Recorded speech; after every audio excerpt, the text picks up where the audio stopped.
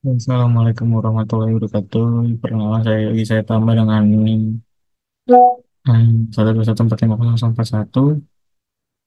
Di sini saya akan menjelaskan membuat vektor. Jadi apa sih vektor itu? Vektor itu kan objek paling sederhana dalam R kan. Semua elemen yang memiliki tipe kelas data yang sama. Terus tipe kelas di objek vektor itu kata kompleks, numerik, integer, dan logikal. Hmm, Oke, langsung saja kita jelaskan. Jadi apa itu vektor? Nah, jadi yang pertama itu kita membuat vektor data satu yang berisi angka 1 sampai 5. Terus kita panggil. Nah, ini udah proses kita masukin. Selanjutnya itu kita membuat data dua yang berisi string. Jadi string itu matahari, bulan, bintang. Di sini langsung kita panggil. Nah, yang ketiga itu kita membuat vektor berisi nilai logika hasil dari perbandingan. Nah, jadi 5 itu apakah lebih besar dari 2 true. Nah, terus yang date itu kita membuat vektor tempat yang berisi satu tanggal. Di sini kita ya apa namanya? Pilih tanggal 2024 bulan 9 tanggal 2.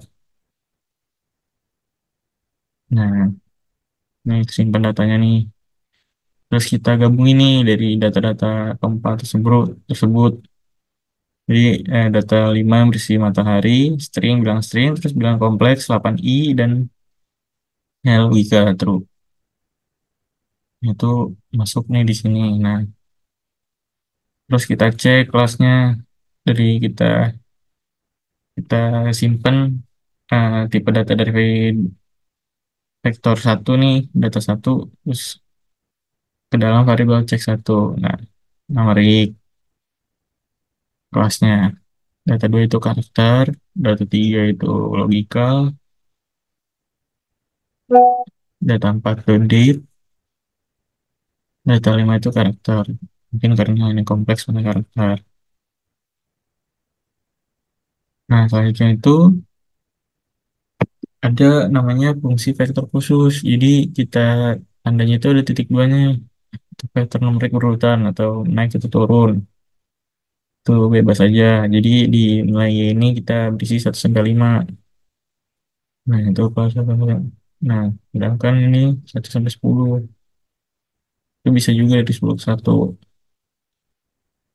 Nah, yang di X ini, itu kita membuat vektor X yang berisi urutan angka 0 hingga -20. Dengan urutan sebesar 2. Nah, jadi ada 0, 2 nih, jadi yang genap-genapnya aja. Nah, untuk R ini, kita membuat 5 elemen yang terdistribusi secara merata 1 sampai 10. Jadi, di 1 sampai 10 itu ada 5. Terus yang sini kita panjangnya sama dengan vektor 1 banding 7. 1 7 dengan nilai yang terdistribusi 1 sampai 10. Jadi, di data itu ada 7 angka. Angkanya 1 sampai 10. Kurang lebih. Nah, terus kita buat vektor A yang mengulang urutan angka 1 hingga 5 sebanyak 2 kali. Nah, ini dia. 1 sampai 5, 1 sampai 5. Terus yang B itu kita paste. Kita membuat elemen vektor B yang menggabungkan string A dengan angka 1 sampai 4 tanpa pemisah. Jadi, nah ini.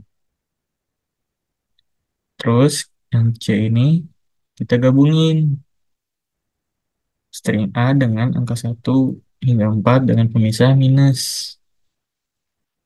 Nah,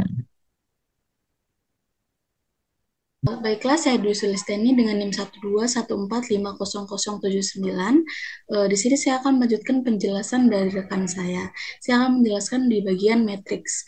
Matriks sendiri adalah suatu struktur data dua dimensi yang mempunyai elemen dalam format tabel dengan baris dan kolom.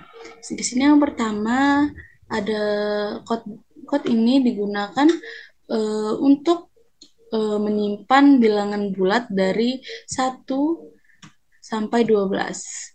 Y di sini digunakan untuk menampilkan variabel Y Lalu setelah kita run, hasil dapatkan seperti ini. Selanjutnya kita akan mengubah dimensi variabel menjadi matriks dengan eh, tiga baris dan 4 kolom menggunakan kode, kode dim dim y. Lalu kita buat faktor 3 untuk baris dan 4 untuk kolom. Setelah di run, hasilnya akan seperti ini.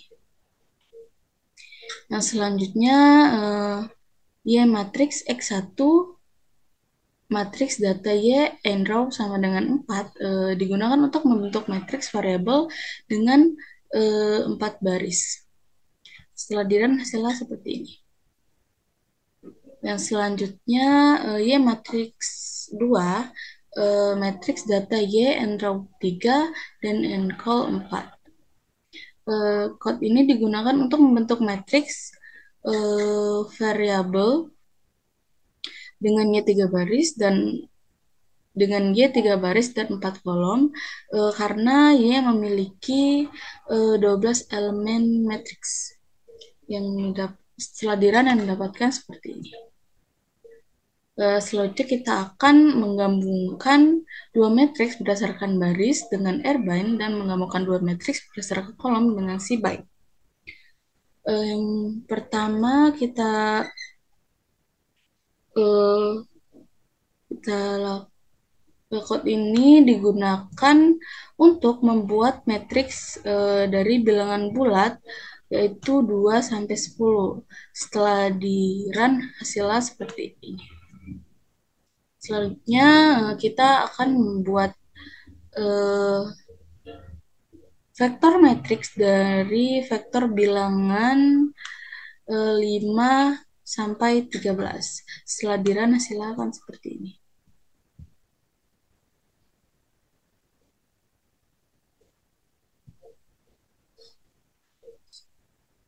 Selanjutnya eh, kita akan menggabungkan eh, matriks A dan B berdasarkan berdasarkan kolom menggunakan code C C bind A, B. Dan setelah di run hasilnya akan seperti ini. Secara kolom matriks dan kolom matriks A dan B masing-masing memiliki 3 kali 3 sehingga hasil penggabungan eh, dari matriks tersebut akan menghasilkan matriks dengan 3 baris dan 6 kolom. Yang selanjutnya mengubah matriks menggabungkan matriks A dan B secara baris dengan kode D R-bind A, B. Setelah di run hasilnya akan seperti ini. Karena kedua matriks A dan B memiliki ukuran 3 kali 3, hasil penggabungan tersebut adalah 6 baris dan 3 kolom. Terima kasih. Selanjutnya akan dilanjutkan oleh rekan saya. Selanjutnya di sini terdapat array. Array merupakan struktur data yang digunakan untuk menyimpan elemen-elemen yang lebih dari satu dimensi. Pada kode berikut, di sini digunakan fungsi array dengan data 1 sampai 24 dengan dim sama dengan C buka kurung 4, 3, 2 yang artinya pada variabel ini memiliki 3 dimensi. Dimensi pertama memiliki 4 baris, dimensi kedua memiliki 3 kolom, dan dimensi ketiga memiliki 2 lapisan. Dan berikut adalah outputnya.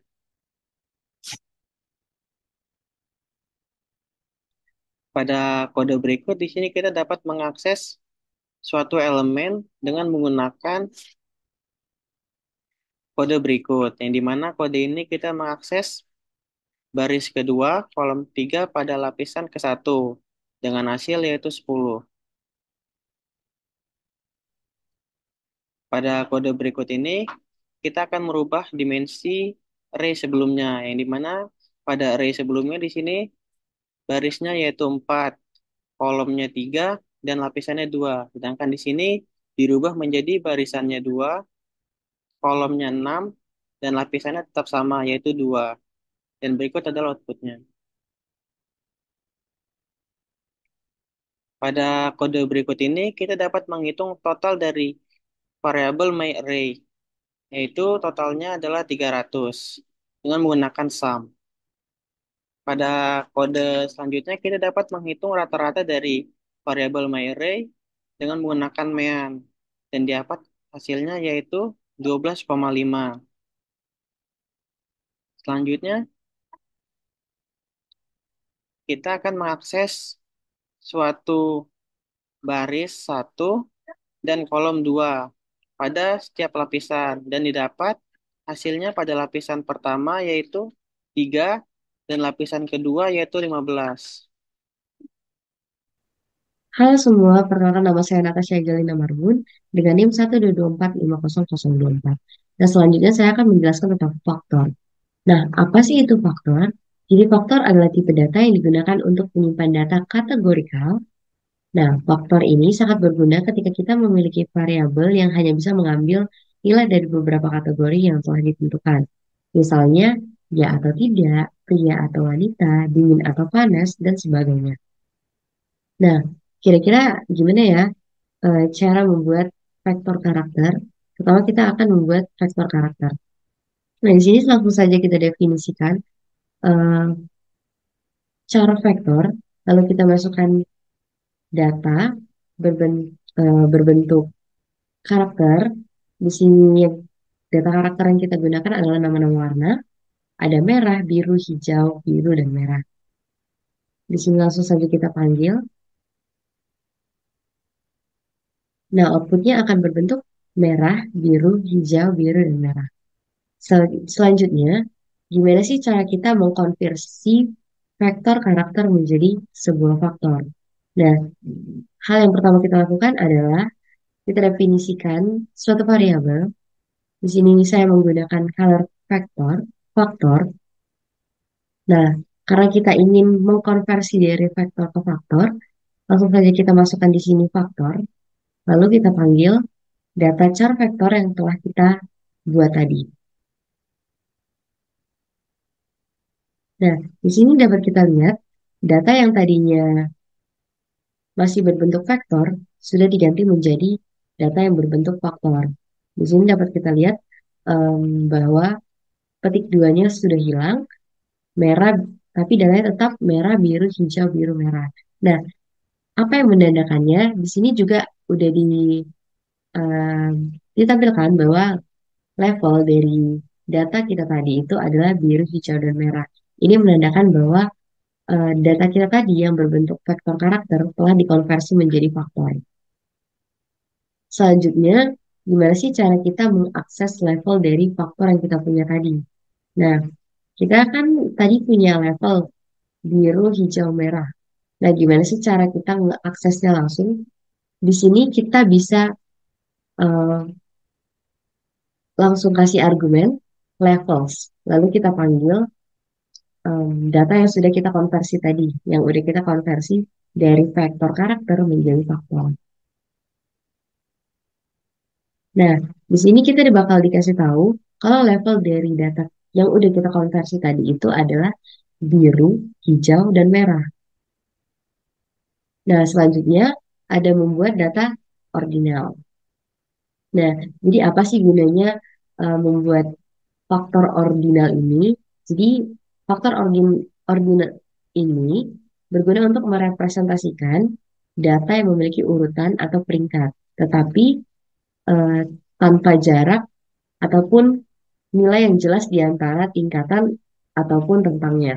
Nah, dalam kasus ini itu kita memiliki pendidikan. Kita menampilkan pendidikan yaitu ada SMA, S1, dan S2. Nah, secara hierarki, em, pendidikan ini memiliki tingkatan. SMA lebih rendah daripada S1, S1 dan S1 lebih rendah daripada S2. Nah, tapi kita nggak dikasih tahu nih, kalau misalnya apa sih nilai yang membuat tiap rentangnya ini memiliki rentang. Nah, di sini kita definisikan suatu variabel bernama education. terus kita buat faktor dengan nama dengan data SMA, S1, S2, S1 dan SMA. Nah, di sini ada levels. Apa sih sebenarnya guna levels di sini? Nah, argumen levels ini akan menentukan urutan atau kategori atau bisa kita bilang level yang kita inginkan dalam faktor yang telah kita buat tadi. Nah, kita pengen nih, kalau misalnya SMA itu lebih rendah daripada S1 dan S1 lebih rendah daripada S2. Maka kita urutkan dalam levels ini datanya sebagai SMA, S1, lalu S2. Nah, di sini ada order sama dengan true. Apa sih kira-kira gunanya order sama dengan true ini? Nah, ini akan menyatakan bahwa faktor yang kita buat ini adalah faktor ordinal, yang berarti bahwa ada urutan atau hierarki pada level-level tertentu. Nah, di sini kan kita buat levelnya tadi SMA, S1, dan S2. Nah, setelah di run, dia akan menampilkan data yang udah kita masukin tadi, yaitu ada SMA, S1, S2, S1, dan SMA. Lalu di bawahnya, dia akan nunjukin levels atau urutannya tadi. Nah, karena kita tadi ngurutinnya SMA, SMA, S1, S2, di sini bakal dikasih tunjuk urutannya adalah SMA lebih rendah daripada S1 dan S1 lebih rendah daripada S2. Selanjutnya kita akan mencoba mengubah level level faktor, mengubah level faktor. Nah, tadi kita punya level faktor itu biru, hijau, dan merah. Namun di sini kita mau ubah kata-katanya itu memiliki huruf kapital di depannya. Nah, di sini kita langsung aja masukkan argumen levels, lalu kita panggil color factor tadi yang udah kita konversi yang di sini, lalu langsung kita masukin data yang mau kita ubah tadi. Nah, ini kita masukin biru, hijau, merah, namun huruf depannya diganti huruf kapital. Lalu kita panggil color factor. Nah, dapat dilihat bahkan data yang udah kita isi tadi pun yang merah, biru, hijau, biru, merah ini akan berubah huruf depannya menjadi huruf kapital. Dan levelsnya juga berubah huruf depannya. Selanjutnya kita akan mengubah faktor menjadi vektor karakter. Nah, kira-kira apa sih gunanya kita ubah-ubah? Tadi udah kita konversi terus kita ubah lagi. Nah, eh, mungkin aja nih kita ingin mengembalikan data itu menjadi data vektor karakter seperti semula. Nah, hal ini tuh biasanya terjadi jika kita ingin membutuhkan data dalam bentuk string asli seperti yang kita buat di awal atau untuk keperluan seperti manipulasi teks dan penyajian hasil yang lebih asli. Nah, di sini karena kita ingin mengubah dari faktor menjadi vektor karakter, di sini kita definisikan dulu suatu variabel, lalu kita buat argumen S karakter, lalu kita panggil data yang udah kita konversi tadi, yang di sini. Data yang udah kita konversi tadi ke faktor. Nah, karena dia posisinya dari faktor ke vektor, jadi yang kita ubah menjadi S karakter. Nah, di sini outputnya menunjukkan bahwa data yang kita punya tadi atau data yang kita konversi tadi telah berhasil diubah menjadi vektor karakter kembali. Nah, dari mana kita lihat bahwa hal ini berhasil dapat ditunjukkan dengan tanda petik yang ada di setiap kata, karena ini adalah ciri khas dari vektor karakter atau suatu data bertipe karakter. Nah, yang terakhir kita akan mencoba membuat data frame dengan variabel kategorikal. Nah, karena ini berhubungan dengan data frame, pastinya kita akan mendefinisikan data frame dulu. Kita akan membuat data frame. Nah, jadi di data frame ini kita akan membuat dua variabel. dengan kategori yang berbeda. Yang pertama di sini ada respon. Nah, di dalam respon ini datanya berbentuk numerik. Dan di dalam treatment ini eh, memiliki faktor dengan bentuk data karakter. Di sini karakternya adalah huruf A dan huruf B sebanyak 5. Nah, di sini ditampilkan bahwa em, outputnya itu menampilkan suatu data frame yang memiliki dua variabel kategorikal. Yang pertama itu ada respon dengan kategori atau tipe data yang numerik, terus treatment dengan tipe data karakter. Di sini ada A, B, A, B, A, B sampai yang tadi. Sekian dari saya. Jika ada kesalahan saya mohon maaf. Terima kasih. Selanjutnya adalah di list. Jadi di list itu, nah, di list itu yang pertama itu list itu apa sih? List itu adalah suatu data yang sangat fleksibel yang memungkinkan Anda menyimpan berbagai jenis objek dalam satu wadah. Jadi ada banyak data kita bikin listnya jadi biar nggak berantakan. Nah, di dalam list ini kita buat ada beberapa vektor. Jadi ada vektor angka, di sini numbers 1 sampai 4, terus karakter ABC, terus kita bikin ada matriks data itu matriks 2 kali 3 yang berisi angka 1 sampai 6. Terus nested list itu yang berisi 2 elemen, A dengan nilai 1 dan B dengan nilai teks. Ini langsung kita run aja. Nah, itu. Terus kita mau ngeliatin datanya nih dengan elemen numbers. Nah, tadi kan kita udah bikin 1, 2, 3, 4. Terus yang list 2 ini kita mengakses list yang ada keberapa. Nah, di sini ada list 2. Nah, yang kedua itu kan letters. Jadi, nah, ABC yang keluar. Terus nested list itu yang ada dalam list yang berisi nilai 1, elemen A. Terus kita bikin elemen baru nih. Nah, di sini elemen barunya itu new sama elemen. Nah, keluar. Terus kita menghapus elemen nih dengan perintah null. Nah, itu sudah terdefinisi. Terus kita ngubah elemennya. Di sini kita ubah ABC tadi ke XYZ. Nah, terus kita menyusun data nih dengan list. Jadi kita buat data frame 1, 2, 3 dengan isi yang berbeda-beda. Jadi di data frame ini ada 2 kolom yaitu ID dan value. Masing-masing data frame itu ID, value-nya beda. Kita ada buat. Nah, terus di all data ini kita gabungin nih dari data frame 1 sampai 3, kita gabungin ke dalam list itu namanya L data. Nah, di sini kenapa nggak ada outputnya? Karena kita nggak kita panggil. Terus selanjutnya itu kita combine datanya. Yang di combine itu yang row baris. Hmm, combine cbin ini kolom.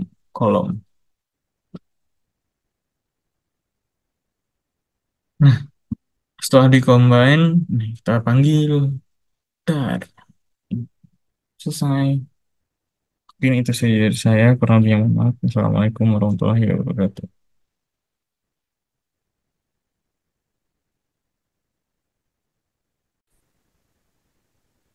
Baiklah, di sini saya akan melanjutkan penjelasan rekan saya, yaitu data frame. Data frame adalah salah satu struktur data yang paling sering digunakan untuk menyimpan dan mengelola eh, data tabular atau data dalam bentuk tabel. Yang pertama, kita membuat suatu data frame. Di sini kita membuat variabel bernama data. Kemudian kita gunakan fungsi bawaan dari R yaitu data frame. Lalu buat atribut atributnya, lalu value-nya, dan di sini ada atribut atau kolomnya yaitu ID dan value-nya 1.25 atau 1 sampai 5. Lalu name eh, ada name, kita buat suatu vektor, kita tulis namanya, kemudian ada umur dan juga skor. Lalu selanjutnya kita munculkan data frame-nya. Di sini sudah muncul ada ID, name, age, dan score. Lalu selanjutnya kita akan menambahkan kolom baru yang bernama status dengan cara kita panggil variabel dari isi data frame tersebut, kemudian tuliskan nama kolom baru dan tambahkan $, lalu kita buat isinya itu apa, seperti ini. Kita membuat vektor yang tipe datanya adalah teks. Lalu kita run. Maka di sini kolom baru ditambahkan yaitu status. Yang selanjutnya adalah menambah baris baru. Kita buat variabel baru yaitu enrow. Kemudian kita panggil data frame. Kemudian kita tuliskan lagi kolom ini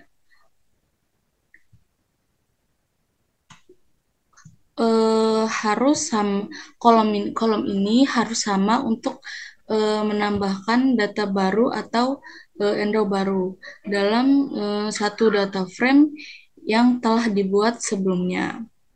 Di sini kita buat name-nya. Di sini kita buat name-nya Frank, age-nya 50, skornya 80,0, dan statusnya adalah aktif. Di sini kita buat variabel baru, kemudian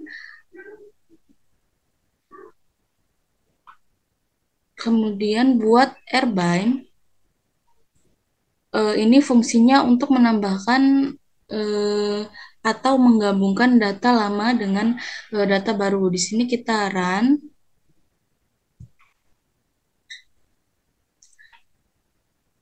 Sini, dan datanya telah ditambahkan.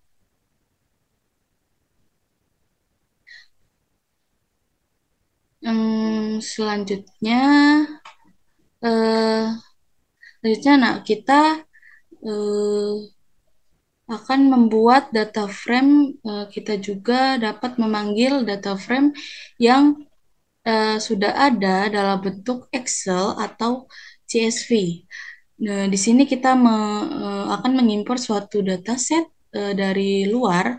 Pertama kita import dulu library read Excel-nya. Karena di sini kita akan mengimpor data dengan format atau dari Excel.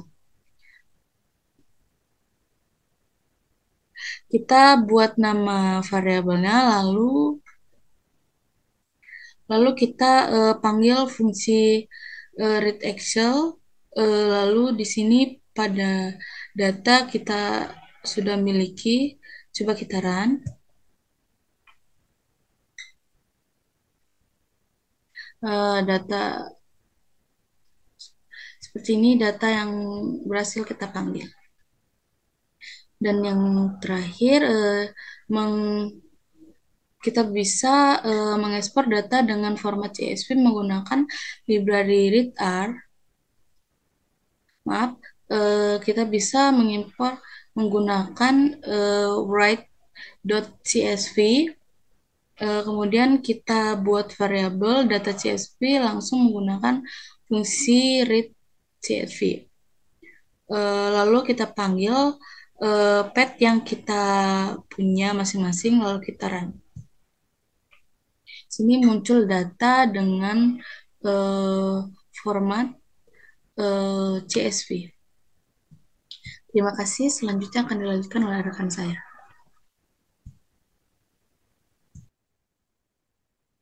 Perkenalkan, nama saya Natasha Egelina Marbun dengan NIM 122450024. Nah, selanjutnya saya akan menjelaskan percabangan if. Nah, percabangan if ini digunakan untuk membuat keputusan berdasarkan kondisi tertentu. Struktur dasar dari pernyataan if ini memungkinkan kita untuk menjalankan kode hanya jika suatu kondisi terpenuhi. Nah, di dalam percabangan ini juga ada if else dan else. Nah, if else dan else ini akan berguna untuk kita mengambil keputusan atau membuat keputusan dari beberapa kondisi tertentu atau lebih dari satu kondisi tertentu. Nah, di sini kita akan mencoba menilai angka nilai menggunakan percabangan. Di sini didefinisikan bahwa nilai X itu adalah 10. Nah, kita langsung masuk ke percabangannya. Nah, jadi kondisi pertama itu dia em, dia menunjukkan bahwa X itu lebih besar dari 0. Nah, jika kondisi ini terpenuhi, maka yang output yang keluar adalah X adalah angka positif.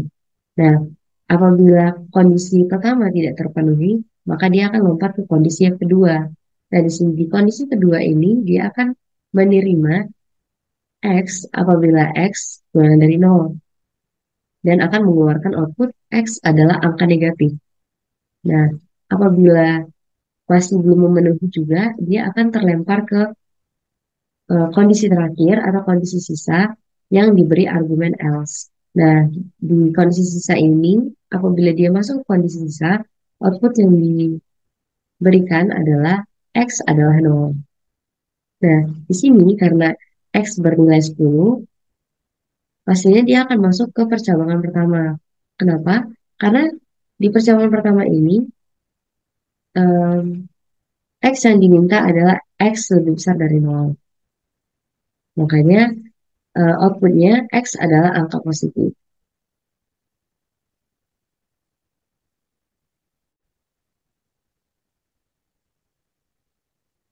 Selanjutnya kita akan mencoba menilai kondisi boolean menggunakan percabangan.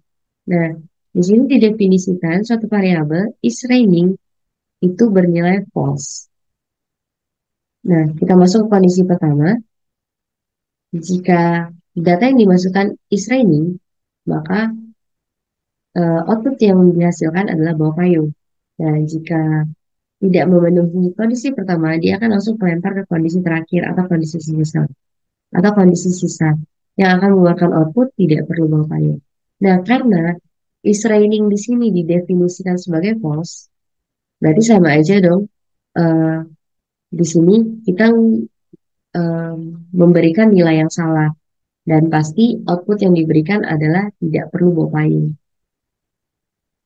Nah, di sini output yang dihasilkan adalah tidak perlu bawa payung. Nah, gimana kalau misalnya kita ubah nilai dari is raining ini menjadi true? Nah, dia akan masuk kondisi pertama karena didefinisikan sebagai true atau bisa kita bilang nilai yang benar. Makanya outputnya itu bawah payung sesuai dengan kondisi yang pertama. Nah, selanjutnya kita akan menggunakan kondisi yang kompleks. Jadi kondisi yang kompleks ini adalah gabungan dari kondisi yang biasa dengan kondisi yang menggunakan boolean tadi. Di sini didefinisikan bahwa age atau umur itu bernilai 25 dan SID Di sini maksudnya memiliki ID itu didefinisikan sebagai benar atau true. Nah, kita masuk ke percabangan pertama. Itu dia meminta apabila umur lebih besar sama dengan 8 dan memiliki ID akan mengeluarkan output Anda dapat membeli rokok. Nah, apabila tidak memenuhi kondisi atau kriteria di percabangan yang pertama, dia akan langsung ke percabangan yang kedua. Nah, di percabangan kedua ini, dia minta age atau umurnya kurang dari 18. Nah, apabila terdapat begitu, output yang dihasilkan adalah Anda terlalu muda untuk membeli rokok. Nah, jika kedua kondisi ini masih belum terpenuhi, dia akan langsung terlempar ke kondisi yang terakhir atau kondisi sisa.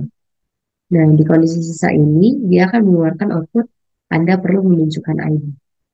Nah, karena kita memiliki data X bernilai 25 dan HSI bisa dengan true, dia akan langsung masuk ke persamaan pertama. Karena di persamaan pertama, didefinisikan bahwa kondisinya itu dia meminta S-nya lebih besar dari 18 dan benar 25 itu lebih besar dari 18 dan SID. Nah, di sini SID kita sama dengan true. Maka seharusnya output yang dihasilkan adalah Anda dapat membeli rokok. Nah, benar. Selanjutnya kita akan menggunakan pernyataan if dalam suatu fungsi. Nah, di sini kita akan mencoba membuat suatu fungsi untuk mengecek umur seseorang itu termasuk dewasa ataupun belum dewasa. Nah, di sini dapat kita definisikan suatu fungsi check age. Fungsinya itu dimasukkan variabel age. Nah, kita langsung masuk, lalu kita buat fungsi percabangannya. Di sini kondisi pertama itu if age lebih besar sama dengan 18. Nah, jadi jika umurnya lebih dari 8 lebih dari atau sama dengan 18 akan menampilkan output dewasa. Akan dikategorikan sebagai orang dewasa. Nah, apabila tidak memenuhi kondisi pertama, dia akan langsung melempar ke kondisi sisa yang memiliki argumen else ini. Nah, dia akan langsung memberikan output belum dewasa. Di sini kita mau coba cek kira-kira umur 20 tahun itu termasuk dewasa atau belum dewasa. Karena 20 ini lebih dari 18, jadi harusnya output yang dihasilkan adalah dewasa. Nah, benar dewasa. Selanjutnya kita mau coba cek atau mau periksa. Kira-kira 16 tahun ini dia termasuk dewasa atau belum dewasa ya. Jadi 16 ini buk, eh, bukan lebih besar dari 18. Pasti dia akan masuk ke kondisi yang kedua. Jadi harusnya output yang dihasilkan adalah belum dewasa. Nah, benar belum dewasa. Nah, selanjutnya yang terakhir kita akan menggunakan if else untuk vektor. Nah, di sini kita definisikan dulu numbers dengan isi datanya itu ada data numerik yang berisi 5, 12, 7, dan 19. Nah, kemudian di sini kita buat result atau kita mau nampilin hasilnya, hasil dari um, vektor yang telah kita cek. Nah, di sini kita pakai if else, lalu kita masukin, kita definisikan atau kita berikan argumen bahwa numbers itu lebih besar dari 10. Nah, jika benar, jika benar, dia akan mengeluarkan output lebih dari 10. Nah, jika tidak sesuai atau salah, dia akan menampilkan output 10 atau kurang. Nah, di sini dapat kita lihat bahwa 5 itu kurang dari 10, 12 lebih dari 10, 7 kurang dari 10, dan 19 itu lebih dari 10. Nah, sudah bisa kita tebak, pasti outputnya itu yang 5 ini akan 10 atau kurang, untuk yang 12 lebih dari 10, yang 7 ini 10 atau kurang, dan yang 19 lebih dari 10. Nah, dan benar output yang dihasilkan sesuai dengan prediksi kita. Sekian dari saya ucapkan terima kasih. Oke. Selanjutnya di sini terdapat perulangan, yaitu yang pertama perulangan for, di mana di sini terdapat list numbers yang berisi 1, 2, 3, 4, dan 5. Dan dilakukan perulangan for, di mana setiap angka di dalam list numbers akan dicetak angkanya. Dan didapat nilainya yaitu 1, 2, 3, 4, dan 5. Pada kode selanjutnya, di sini terdapat list nama yang berisi Alice, Bob, dan Carly. Dan dilakukan perulangan for, di mana setiap i dalam list nama akan dicetak indeks dan namanya. Dan didapat hasilnya nama pertama Alice, nama kedua Bob, dan nama ketiga Carly. Pada kode selanjutnya, di sini terdapat list numbers yang berisi 5, 10, 15, dan 20 dengan nilai total yaitu 0 dan dilakukan perulangan for di mana number di dalam list numbers dan dilakukan penghitungan total di mana total ditambah number dan dilakukan pencetakan total yaitu 50. Pada perulangan kedua yaitu while. Pada kode berikut di sini terdapat count dengan nilai 1 dan dilakukan perulangan while, di mana ketika count kurang dari sama dengan 5 akan dicetak countnya dan selanjutnya count ditambah dengan 1 dan didapat hasilnya 1, 2, 3, 4, dan 5. Pada kode selanjutnya di sini terdapat number dengan nilai 5 dan faktorial dengan nilai 1 dan dilakukan perulangan while di mana ketika number kurang dari 1 maka akan dilakukan faktorial dikali dengan number dan terdapat number dikurang 1 dan dilakukan pencetakan faktorial yaitu 120. Pada kode selanjutnya sini dapat counter dengan nilai 1 dan dilakukan perulangan. Di mana ketika counter kurang dari sama dengan 5, maka akan dicetak counter. Dan dilakukan counter tambah 1. Dan didapat hasilnya 1, 2, 3, 4, dan 5. Pada kode selanjutnya sini terdapat list numbers yang berisi 1, 2, 3, 4, dan 5. Dan dilakukan perulangan for, di mana number di dalam list numbers dan di sini dapat jika if number sama dengan 3 maka program akan berhenti dan jika tidak akan mencetak number dan didapat hasilnya yaitu 1 dan 2. Pada kode yang terakhir yaitu di sini terdapat list numbers yang berisi 1, 2, 3, 4, dan 5 dan dilakukan perulangan for di mana numbers di dalam list numbers dan terdapat kondisi if number modulus 2 sama dengan 0 dan dilakukan program dilanjutkan dan jika tidak akan mencetak number dan didapat hasilnya yaitu 1, 3, dan 5. Sekian presentasi dari kami. Saya ucapkan terima kasih. Wassalamualaikum warahmatullahi wabarakatuh. Ini selesai, Kak?